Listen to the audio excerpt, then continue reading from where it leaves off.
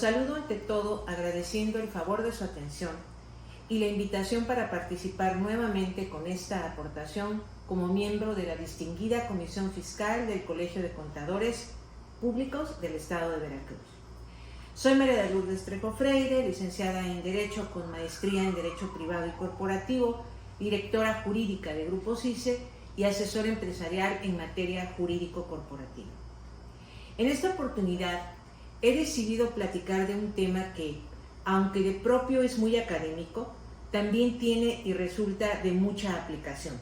Y es que en el cada vez más grande y especializado mundo empresarial en el que desarrollamos nuestro ejercicio profesional, existe una herramienta que usamos diariamente casi sin reflexionar en ello y sin la cual no se podrían concebir desde la más simple hasta la más sofisticada de las operaciones. Me refiero a la ficción jurídica llamada representación. Es propio mencionar que habitualmente relacionamos a la representación como la única forma jurídica para que las personas morales puedan actuar, lo cual es evidentemente cierto. Sin embargo, como también sabemos, esta figura no es privativa de las personas morales, sino que mucho antes ha sido utilizada por las personas físicas, ya sea voluntariamente, de forma accidental, para atender eventos específicos de su interés en los que no les es posible comparecer, o de forma involuntaria en acatamiento a la llamada representación legal, como es el caso de los incapaces, menores de edad, mayores de edad emancipados y otros tantos. En estos casos, una persona física requiere que otra actúe por ella. A riesgo de sonar redundante, algunos autores mencionan acertadamente que la personalidad es inherente a la persona, por el simple hecho de serlo. En cambio, la capacidad jurídica es la posibilidad para ejecutar por nosotros mismos los derechos y obligaciones que nos son propios por el solo hecho de ser personas. En este punto es importante aclarar que cuando una persona es representada por otra, el representado tendrá la capacidad de goce de los derechos que sean generados con la actuación de su representante, y a su vez el representante no necesita capacidad de goce, ya que los derechos que se generarán con su actuación no serán para él, sino para su representado.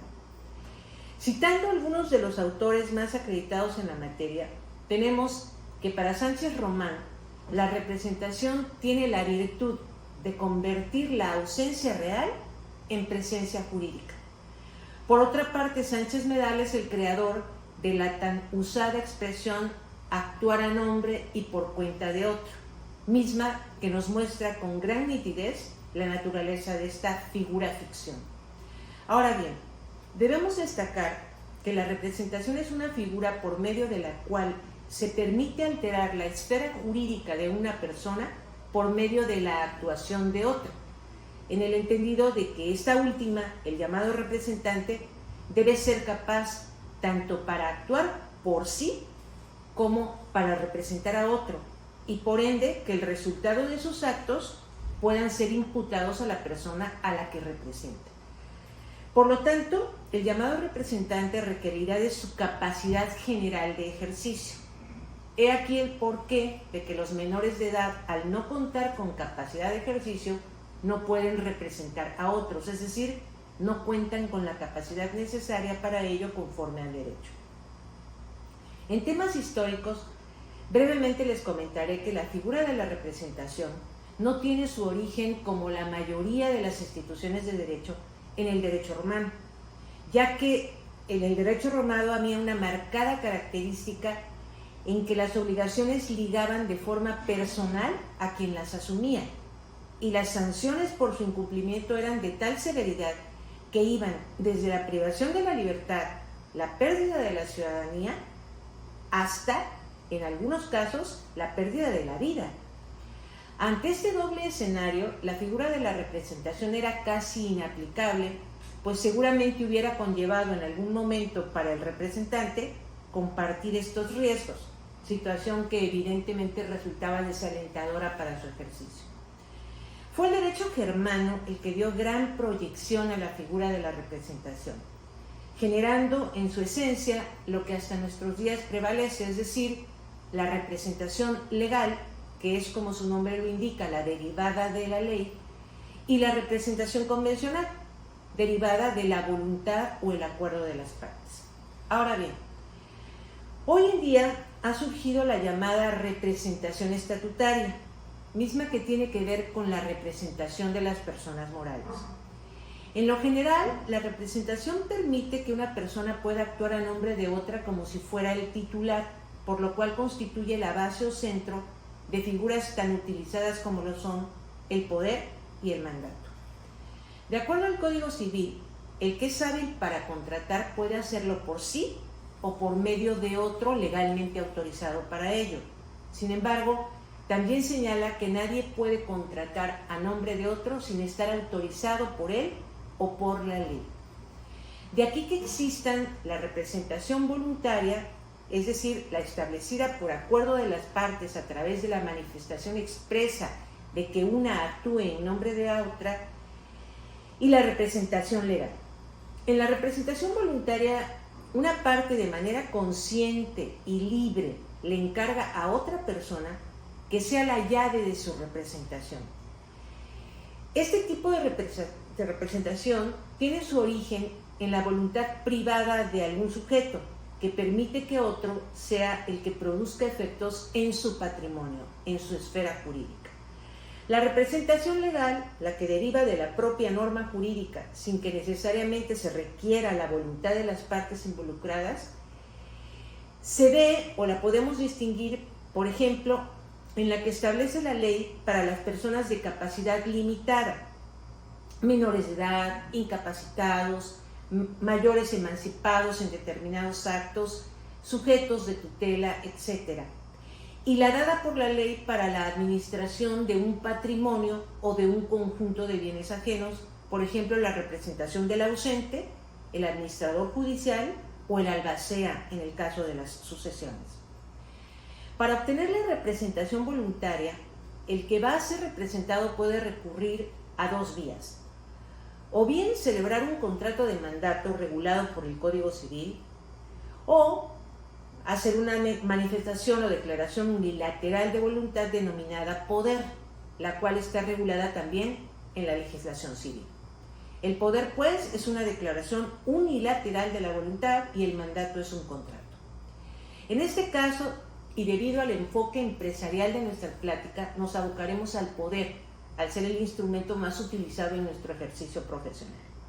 Bueno, pues, como ya dijimos, el poder es una declaración unilateral de la voluntad en virtud de la cual una persona a la que se designa como poderdante manifiesta que confiere su representación a otra persona que puede o no saber que se le quiere constituir en representante y a la cual la ley le designa como apoderado. Es decir, no se requiere la aceptación del poder para que el mismo sea válido, basta con no ejercerlo. Sin embargo, por sí mismo, el poder tiene vida jurídica. Por el contrario, en el caso del mandato, sí es necesaria la referida aceptación. Así vemos que la legislación civil establece que cuando los interesados no pueden concurrir personalmente a un acto jurídico, podrán hacerse representar por un mandatario especial para ello, cuyo nombramiento conste por lo menos en instrumento privado otorgado ante dos testigos. Aunque bueno, bien sabemos que de acuerdo con las leyes especiales actuales, en cada caso puede aplicar, o en la mayoría de ellos, el que se requiera un poder otorgado en escritura pública. Los poderes pueden ser, como ustedes saben, generales o especiales. De acuerdo con la legislación civil, los poderes generales pueden ser otorgados para pleitos y cobranzas, en los que la ley dice que bastará que se diga que se otorgan con todas las facultades generales y las especiales que se requieran conforme a ley, para que se entiendan conferidos sin limitación alguna. Poderes para administrar bienes, en los que bastará expresar que se dan con ese carácter para que el apoderado tenga toda clase de facultades administrativas. Estoy citando a la ley. Poderes para actos de dominio, en los que bastará que se den con ese carácter para que el apoderado tenga, escuchen, facultades de dueño. Para títulos y operaciones de crédito, en los cuales debemos detallar la facultad para emitir, suscribir, girar, avalar, actuar como responsable solidario, endosar, ceder para su descuento y negociar con todo tipo de títulos y de operaciones de crédito. Es así que al entenderse que los poderes generales no tienen limitación alguna para su ejercicio, si se pretendiera establecer limitantes a dichas facultades, deberán señalarse expresamente en el acto o en el documento respectivo. Vayamos a los poderes especiales. Los poderes especiales, como su nombre lo dice, son aquellos que se otorgan para ejercerse en uno o en más actos específicos, al término de los cuales el poder se extingue. Sin embargo, para su ejercicio pueden y es común que se otorguen facultades generales.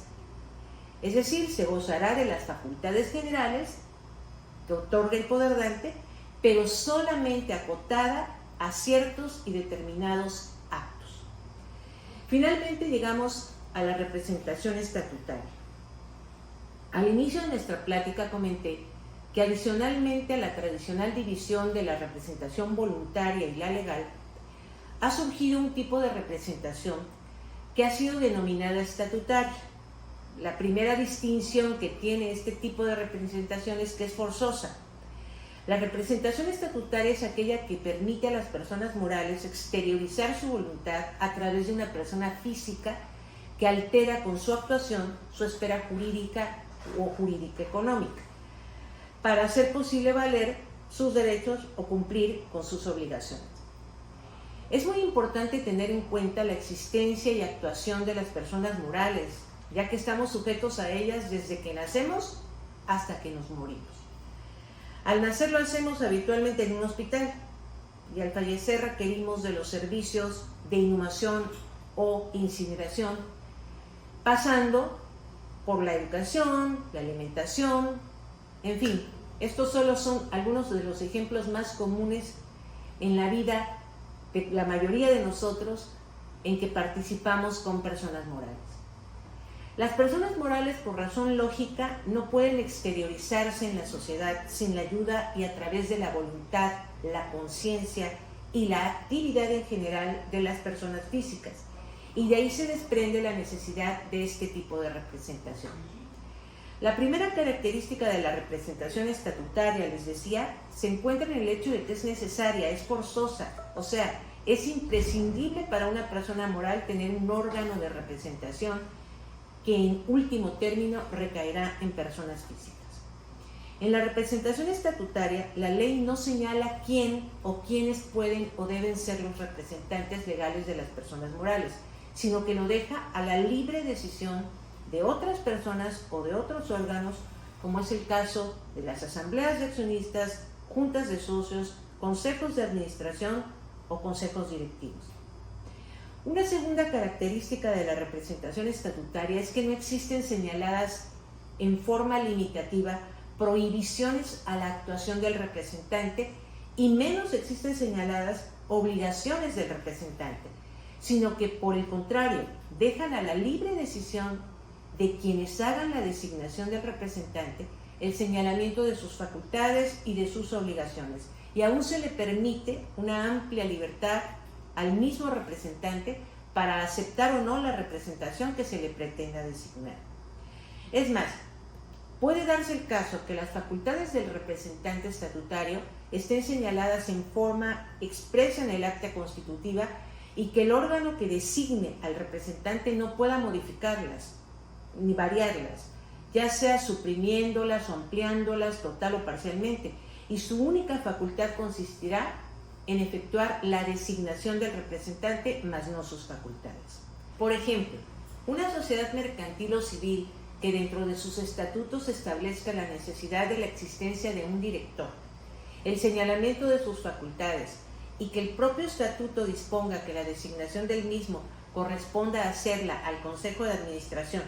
En este supuesto, el Consejo de Administración no tiene facultades para ampliar o restringir modificando los estatutos de la persona moral, ya que esto es privativo de la Asamblea o de la Junta de Socios.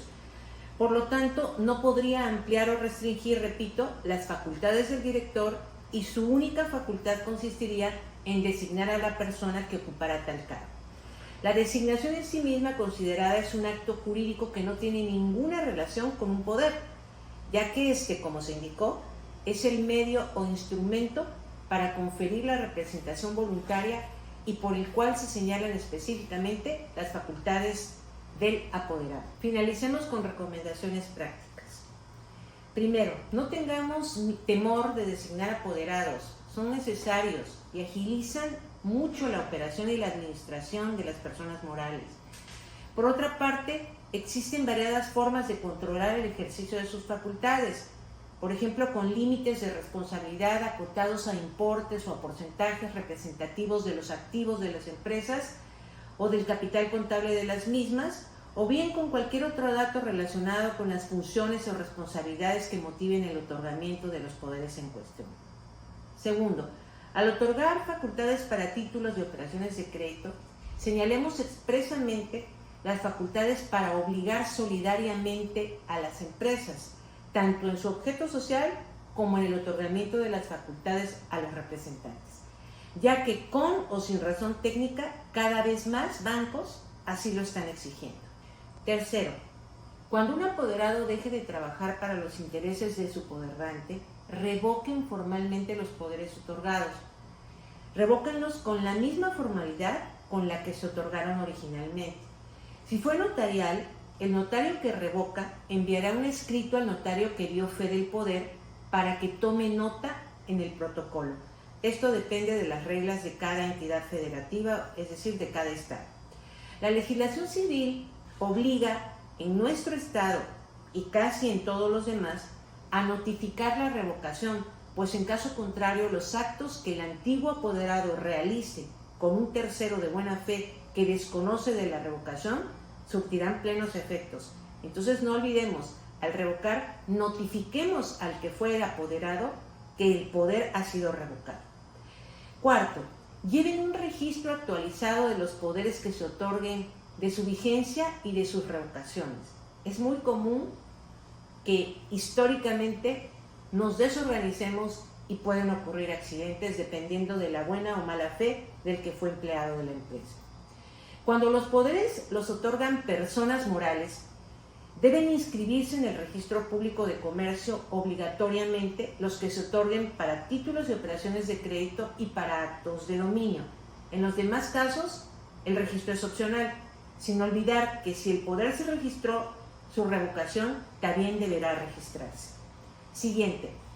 Debemos evitar en lo posible otorgar poderes que permitan al apoderado, a su vez, delegar u otorgar esas facultades en un tercero, ya que además de que el control se complica, la revocación del primer poder otorgado no implica la revocación de los posteriores, lo cual genera incertidumbre respecto a cuántos fueron otorgados y a quiénes.